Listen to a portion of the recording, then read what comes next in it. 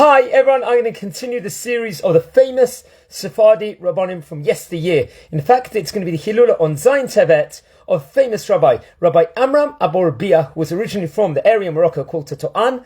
He was born in March the 16th in the year 1892 and passed away in 1966, in the Zayin Tevet, naturally, December the 12th, to be precise with regards to the English dates.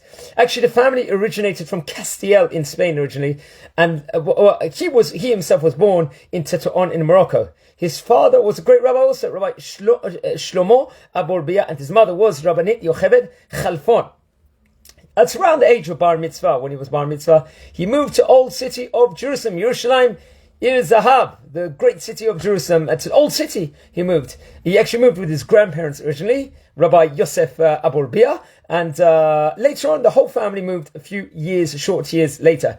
In fact, his father held a yeshiva inside the house, which was called the Or Zarua, and he also studied inside the yeshiva, Tovi Yeshiva also, which was part of the Ma'arabim congregation until 1910. So I believe from 1906 till the English year 1910, about 4 years this would have been.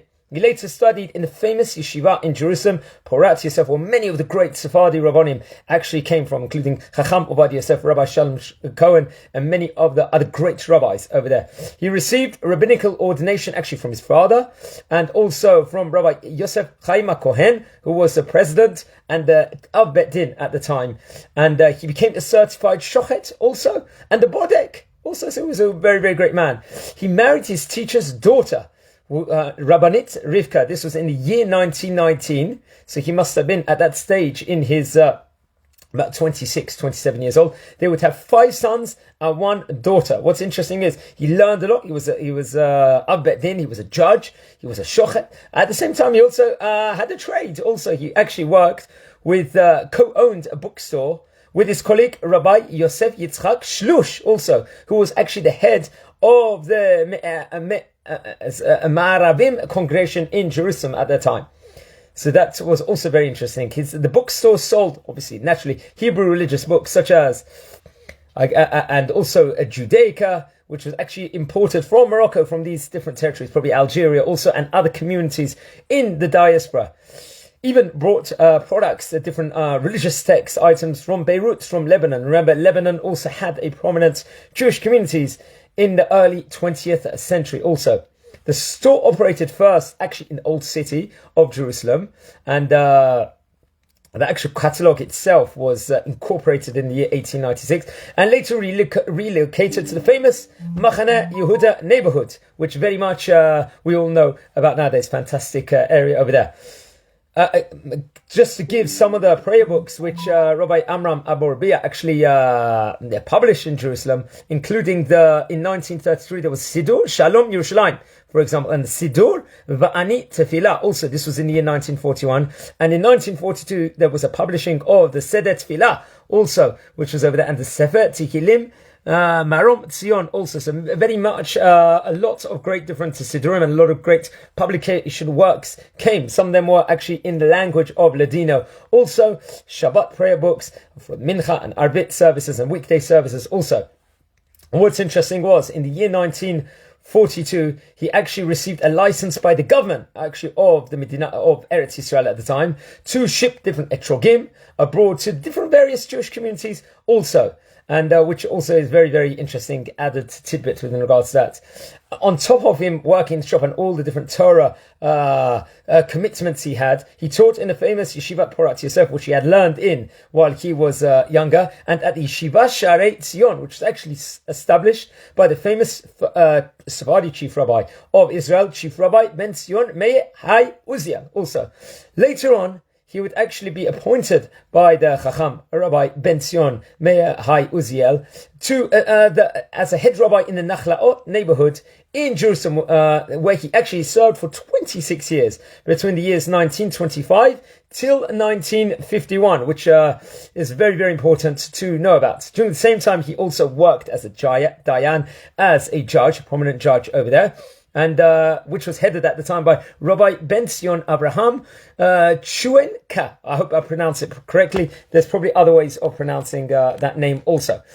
Just to add on more things about the famous Chacham, which very, very important. He was actually in 1934, for example, he was raising money. He was a head shadar with regards to raising money for the institution of the Me'arabim institutions in Jerusalem.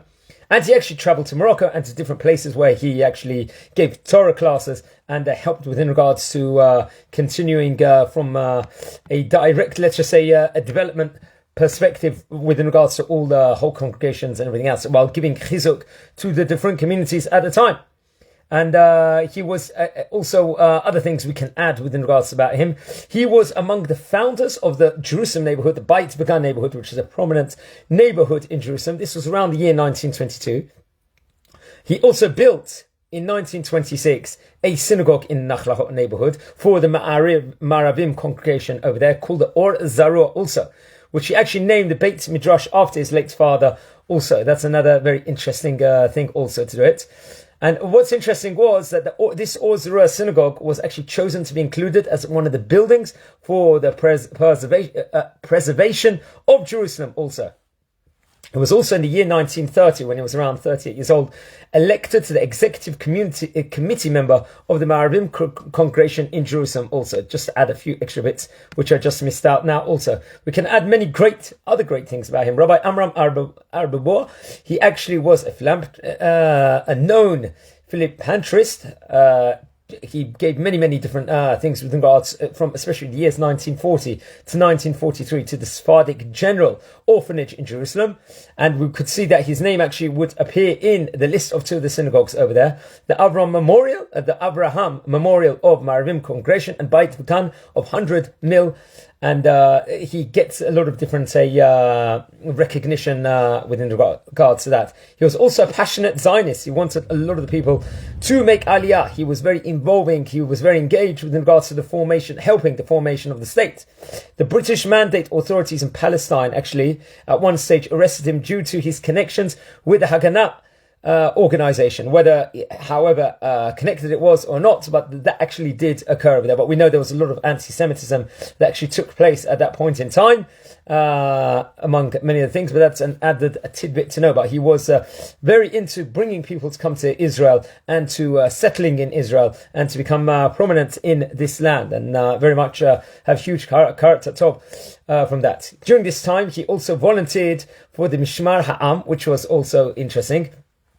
And they were very much at part of the early stages of getting this state, which we, Baruch Hashem, before 1948. Other things we can add within regards to the famous rabbi over here. He was in 1951, actually, he was elected the Chief Rabbi of Sephardi Chief Rabbi of Petach Tikvah. This was, I believe it was after Rabbi Hodaya had passed away, if I am not mistaken. Also, he served alongside Rabbi Reuben Katz, who was Ashkenazi Chief Rabbi in Petach Tikvah, and he actually gave a lot of shirim in different synagogues over there, including the Bet Israel, the Ohel Chaim Bet Knesset, and the Bet Abraham also, which was called the Great Sephardi Synagogue, also in Petach Tikvah. It's actually very interesting.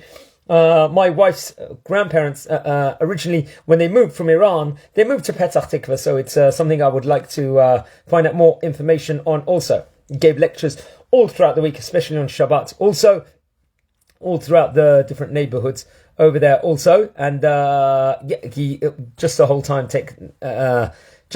basically. He was also a member of the Chief Rabbinate of Israel Council and the chairman of the National Rabbinic Council of the Sephardic communities in Israel at that time. This must have been around the 1950s time period. He passed away on December the 20th in 1966. That naturally would be Zayin Tevet, and was buried in the Sugula Cemetery in Petach Tikvah next to his wife Rabbanit Rivka also. Now, he wrote different works also. Remember, as I stated before, he was a publisher. He had a publishing house, a bookstore in Jerusalem, but he had a colossal work called the Nitivei Am, which also spoke about the different Jerusalem customs also, and collected sermons, which was compiled in two different volumes. I believe it was published in the first volume in 1963, and 1966 was the second volume also, where different editions were also formed at that point in time. These books, colossal work, received approbations for his Sefarim, notably from Rabbi Obadiah Hadaya, Rabbi Ezra Tier, who was a Chief Rabbi of Parat Yosef, Chief Rabbi Obadiah Yosef also, and also from Chief Rabbi Eliyahu Bakshi Daron also, and Rabbi Sha'ar Yashuv Kohen, and also Rabbi Shlomo Amar. These are probably the later on additions, naturally, over there. He actually had different works. There's a lot of different memorials along with these other works. I just mentioned a few of the works, but there were different memorials that were put in his memory. So let's go through some of them now. Okay, so there was the Nitivei Am Amit schools. Amit is a Torani schools collection. Actually, my mother-in-law taught for many, many years, still teaching part-time in this Amit schools network. So it's part of his legacy that these schools are standing, where they do teach a lot of Torah activities over there. It was in Beersheba and in Yerucham, Toranic, and different scientific education branches were also formed in these places. There's a Nitivei Am Street in the Ramot Alon neighborhood in Jerusalem, named after him. And there's the Aburabia Street in the Ein Ganim neighborhood of Petach Tikvah also, which very much, I think I've been around there. There's a Beit Midrash in Beersheba, in the city of Beersheba, one of the main cities in Israel, called the Nitivei Am. Then there's Aburabia, a scholars fund for student excellence also, which was put in his memory also. Then there's an Nitivei Am organization to acquire rescue equipment. So he's going from different schoolings, from Beit Midrash, from streets.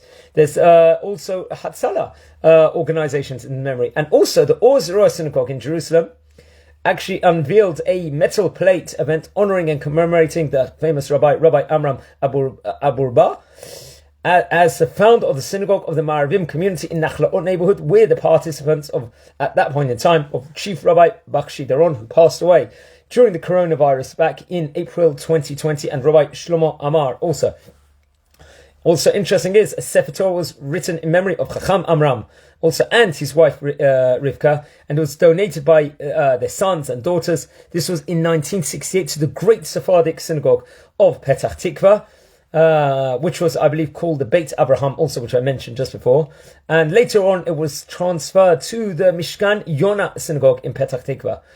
So very, very interesting things. There's a lot of things you can find online, a lot of materials with regards to some of the publishing works he did. There's pictures of the different synagogues he was part of at the time and taught in. It's his Hilula here on Zayin Tevet. So I'll try to give a bit more of an informative video on the great Chacham over here. 1966 Zayin Tevet is Hilula.